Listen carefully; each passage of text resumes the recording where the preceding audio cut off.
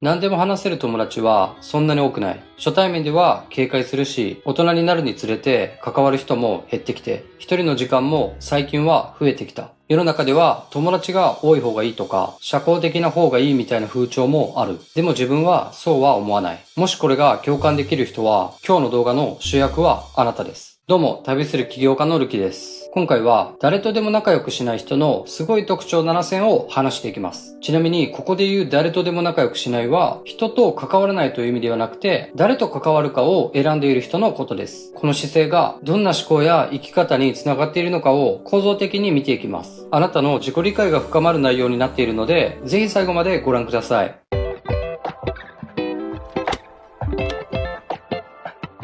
実は誰とでも仲良くしない人のすごい特徴7選。1、関わる人は自分のレベルを決めることを知っている。誰と過ごすかって想像以上に自分、そして人生に影響しています。例えば、よく愚痴を言う人と一緒にいれば、気づいたら自分も混じって一緒に言うようになる。そうなると視点も思考もネガティブになりやすい。逆に何かに挑戦している人たちと日常的に関わっていると自分も挑戦や行動するのが当たり前になっていく。これって個人の意志力や性格の問題というより環境設計の影響力がかなり強いってことなんです。人は長く一緒にいる人の考え方や価値観に無意識に引っ張られます。僕もこれ経験があるんですけど、普段は絶対に食べないポテチを当時一緒に住んでた友達がよくポテチを食べてて、気づいたら僕もポテチを食べながら一緒に映画を見るようになってたんです。で、結果太りました。もちろん僕の個人の意志力の問題もあるでしょうけど、それ以上に誰と関わるかは自分の基準そのものを書き換えるほどの影響があることを実感しました。心理学でもこれは同調行動と呼ばれていて、無意識に周りの影響を受けてしまう人間の性質でもあります。誰とでも仲良くしない人は誰と関わるかで自分のレベルが決まることを知っているので、誰とでも仲良くなることをむしろリスクだと捉えます。今誰と関わるかの選択は自分の未来のレベルを決めることでもあるんです。2、時間とエネルギーを無駄にしない。人と関わる数が増えるほど時間とエネルギーは確実に消費されていきます。例えば飲み会やイベントに誘われて時間を取られる。相談や愚痴を聞く時間が増える。人間関係のトラブルに巻き込まれるなど、さらに価値観の違いに気を使ったり、誰と誰が仲悪いとか、そういった関係の調整にもエネルギーを使う確率が上がります。つまり、関わる人が増えるほど、本来使う必要のない消耗が増えていくんです。一方で、誰と関わるかを選んでいる人は、この無駄な消耗を意図的に減らしています。時間もエネルギーも有限です。だからこそ、誰に使うか、何に使うかを選ぶことが、結果的に自分の人生の質を上げることにつながるんです。時間とエネルギーの消耗を抑えることで、本来やるべき自己成長への時間や、大事な人との幸せな時間を長く作れるんです。3、人間関係は深さで選んでいる。最初から誰とでも仲良くしないと決めていた人は少ないと思います。むしろ最初は多くの人とうまくやろうとしてきた人の方が多いですよね。僕もそうでした。学校でも職場でもできるだけ嫌われないように人に気を使いながら関係を広げようとしてきた。でもそれをやってきたからこそあるタイミングで気づくんです。数が増えるほど関係は浅くなるし、本音で話せる人は減っていく。そして誰かのための自分を演じて本来の自分も薄れていく。一方で人数は少なくても心から理解し合える関係の方が圧倒的に満たされるし幸せだと感じる。本来の自分を素直に表現できるからです。実はこれハーバード大学の80年以上続く研究でも人生の幸福を決める最大の要因は人間関係の質だと言われています。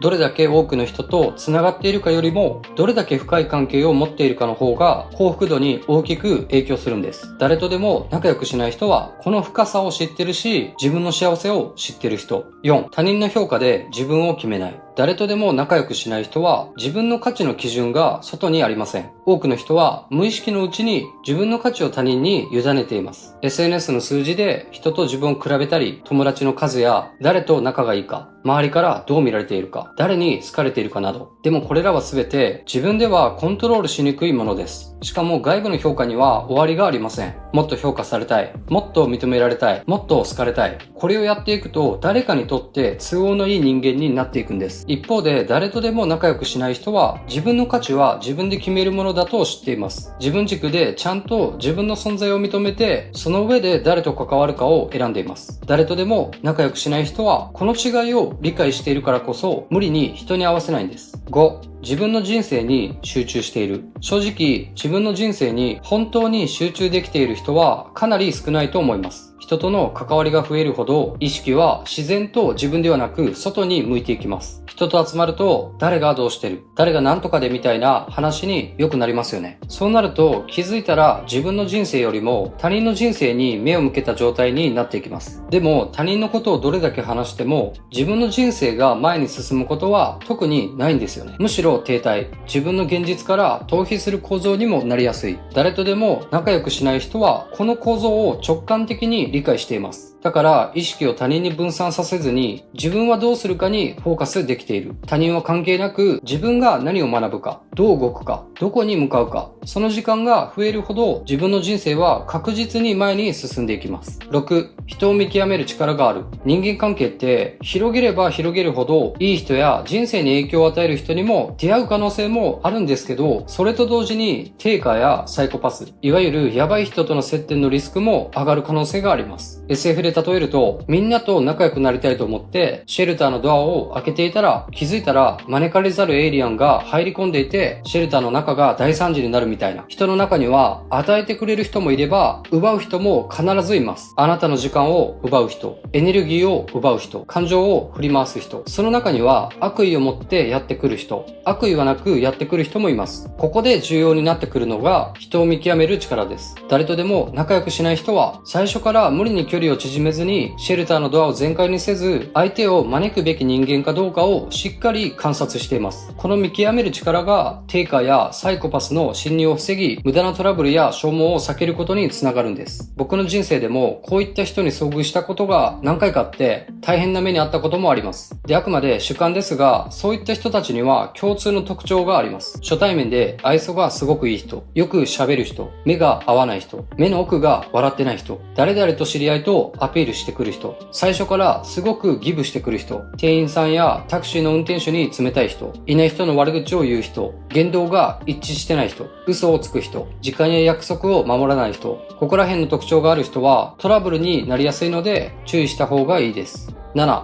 自分の機嫌を自分で取れる。誰とでも仲良くしない人は自分の機嫌を他人に依存していません。多くの人は誰かと一緒にいることで安心したり、誰かに認められることで満たされたりします。もちろんそれ自体は悪いことではないし、承認欲求は誰にでもあります。ただ、それが前提になると、誰かがいないと満たされない状態になります。一方で、自分の機嫌を自分で取れる人は、一人旅行に出かけたり、一人で好きなものを食べたり、自分の機嫌をうまくコントロールできます。一人じゃなくても、心から通じ合える人との時間を楽しむこともできます。嫌われる勇気でも有名な心理学者のアドラーは、人間の悩みの多くは対人関係に集約されるとも言っています。つまり、人間関係に依存すればするほど悩みも増えていく。悩んでいる状態は機嫌がいいの逆で不機嫌、楽しくない自分という状態を作るんです。僕は思うんですけど、対人関係の悩みは人間関係の依存もありますが、合わない人と関わっていることにあると考えています。価値観が合わない人と関わると、どうしても摩擦が生じやすいんですよね。怖いものを好きな人もいれば、絶対に無理な人もいるし、時間に正確な人もいれば、時間にルーズな人もいる。旅が好きな人もいれば、ずっと家にいたい人もいる。お金を全部使う人もいれば、しっかり貯める人もいる。人によって価値観はバラバラで、それぞれに正義があるんですよね。じゃあどうすればいいのかなんですけど、価値観が違う人とはできるだけ関わらないこと。議論もしなくてよくて、勝ち負けも決めないことです。価値観が違う人と関わるから悩みの原因になるんですよね。このシンプルな関わらないことで意外と解決できます。僕はこれまで多くの交友関係を築いてきて、30歳を超えたあたりから関わる人をだいぶ絞ったんですけど、かなり幸福度が上がりました。関わる人を選べば無駄なトラブルも揉め事も嫌なことされることもないです。こうすることで機嫌がいい自分の状態を維持できるようになります。ここまで誰とでも仲良くしない人の特徴を7つ見てきました。1、関わる人は自分のレベルを決めることを知っている。2、時間とエネルギーを無駄にしない。3、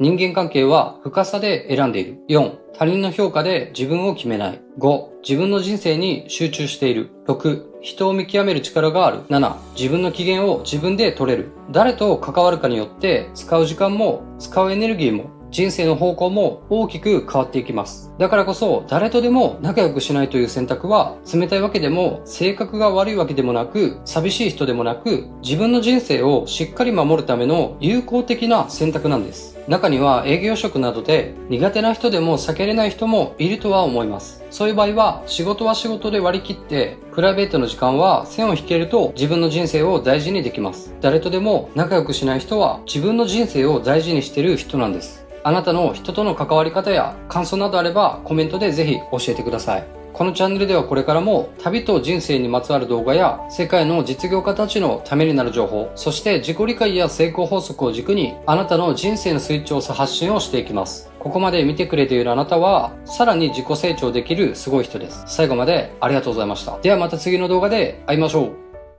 チャンネル登録ぜひよろしくお願いします。一緒に成長していきましょう。